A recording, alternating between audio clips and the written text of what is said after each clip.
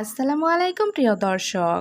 যে ইহুদির কাছ থেকে নবী মুহাম্মদ সাল্লাল্লাহু আলাইহি ওয়াসাল্লাম ঋণ গ্রহণ করেছিলেন, কিন্তু কেন হজরত ওমর রাদিয়াল্লাহু তাআলা আনহু রাখলেন? একজন সাহাবীর প্রয়োজন মেটানোর জন্য নবীজি সাল্লাল্লাহু আলাইহি ওয়াসাল্লাম ইহুদির কাছ থেকে ঋণ নেন।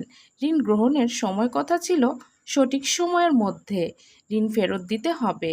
নবীজি সাল্লাল্লাহু আলাইহি ওয়াসাল্লাম ইহুদিকে একটি তারিখ বললেন, যে তারিখে তিনি ঋণ ফেরত দিবেন। একদিন নবীজি সাল্লাল্লাহু আলাইহি ওয়াসাল্লাম সাহাবীদেরকে নিয়ে একটি জানাজা থেকে ফিরছেন। তার সাথে ছিলেন আবু বক্কর, ওমর রাদিয়াল্লাহু তাআলা আনহুর মতো মহান সাহাবী। ঠিক সেই সময় ওই ইহুদি লোকটি নবীজি সাল্লাল্লাহু আলাইহি ওয়াসাল্লাম এর গলার চাদর ধরে রাগ স্বরে অভদ্র ভাষায় বলল, ও মুহাম্মদ, আমার কাছ থেকে যে ঋণ নিয়েছিলে সেই অর্থ কোথায়? আমি তো তোমার পরিবারকে চিনি, ঋণ নিলে তোমাদের আর কোনো খবর থাকে না। নবীজি সাল্লাল্লাহু আলাইহি ওয়াসাল্লাম মদিনা রাষ্ট্রের রাষ্ট্রপ্রধান। তার কথায় সাহাবীরা নিজেদের জীবন দিয়ে দিতে পারেন। তিনি যদি সাহাবীদেরকে একটু ইশারা দেন, তাহলে সাহাবীরা তার গর্দান উড়িয়ে দেবেন। নবীজি সাল্লাল্লাহু আলাইহি ওয়াসাল্লামকে সবার সামনে এত বড় অপমান করা হলো, অথচ ঋণ পরিশোধের যে তারিখ দেওয়া হয়েছিল সেটা এখনও বাকি আছে। ওমর রাদিয়াল্লাহু তাআলা আনহু সহ্য করতে পারলেন না। তিনি তার স্বভাবজাত সেই বিখ্যাত উক্তিটি বললেন, ইয়া রাসূলাল্লাহ, আপনি অনুমতি দিন, তার গলা থেকে মাথা বিচ্ছিন্ন করে ফেলি। নবীজি সাল্লাল্লাহু আলাইহি ওয়াসাল্লাম এক্ষেত্রে যেমন ক্ষমতা ছিল, তেমন তিনি ন্যায় ছিলেন।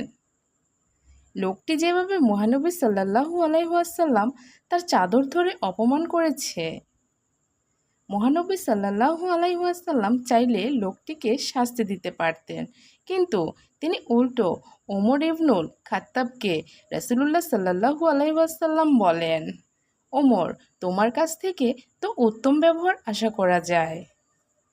তুমি এভাবে না বলে বরং আমাকে বলতে পারতে আপনি তার ঋণ পরিশোধ করুন, কিংবা তাকে বলতে পারতে আপনি সুন্দরভাবে ঋণের কথা বলতে পারতেন। অসুন্দরের জবাব সুন্দর দ্বারা, অনুত্তমের জবাব কিভাবে উত্তম দ্বারা দিতে হয় সেটা নবীজি সাল্লাল্লাহু আলাইহি ওয়াসাল্লাম ওমর রাদিয়াল্লাহু তাআলা আনহু সহ উপস্থিত সাহাবীদেরকে শেখালেন।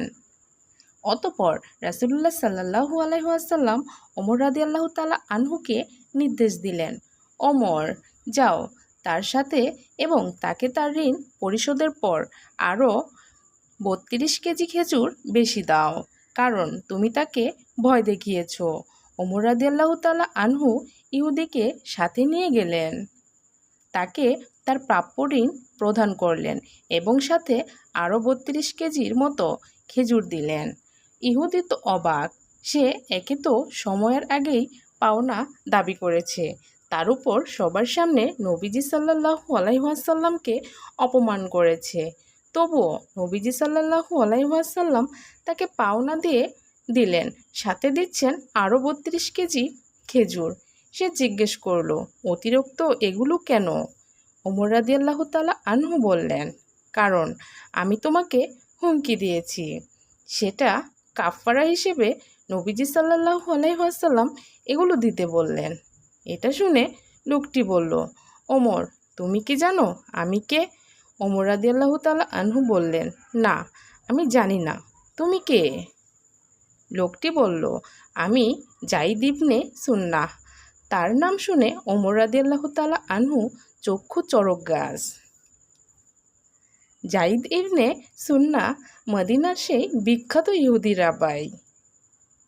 ওমর রাদিয়াল্লাহু তাআলা আনহু তার নাম জানতেন, কিন্তু তিনি যে এই ব্যক্তি সেটা তিনি জানতেন না। যায়েদ ইবনে সুন্নাহ বললেন, হ্যাঁ, আমি সেই ইহুদি রাবাই। আমাদের ধর্মগ্রন্থ অনুযায়ী মুহাম্মদ সাল্লাল্লাহু আলাইহি ওয়াসাল্লাম নবী হবার প্রমাণের যত ভবিষ্যৎবাণী পাওয়া যায় সবগুলোই আমি তার মধ্যে পেয়েছি। শুধু দুটো বিষয় পরীক্ষা করা বাকি ছিল। সেই দুটো ছিল মুহাম্মদকে কেউ রাগালে তিনি সহনশীলতা দেখাবেন কি না? কোনো মূর্খতার কাছে এসে মূর্খের মতো আচরণ করলে তিনি বরং সেই মূর্খের সাথে ভালো আচরণ করবেন।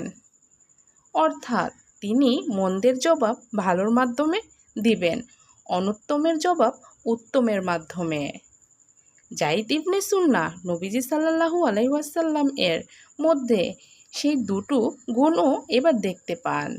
তিনি নবীজি সাল্লাল্লাহু আলাইহি ওয়াসাল্লামকে রাগানো সত্ত্বেও নবীজি সাল্লাল্লাহু আলাইহি ওয়াসাল্লাম তার সাথে রাগ করেননি, উল্টো তার পাওনা অর্থের বেশি তাকে দিয়েছেন।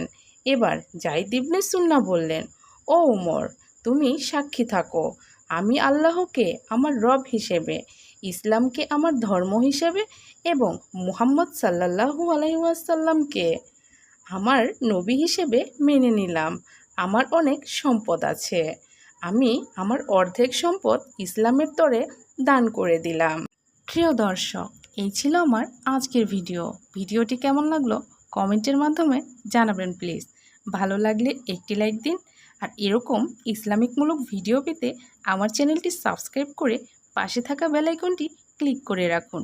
এতে করে ইসলামিকমূলক ভিডিও আপলোড দেওয়ার সঙ্গে সঙ্গে নোটিফিকেশন চলে যাবে আপনার মোবাইলে।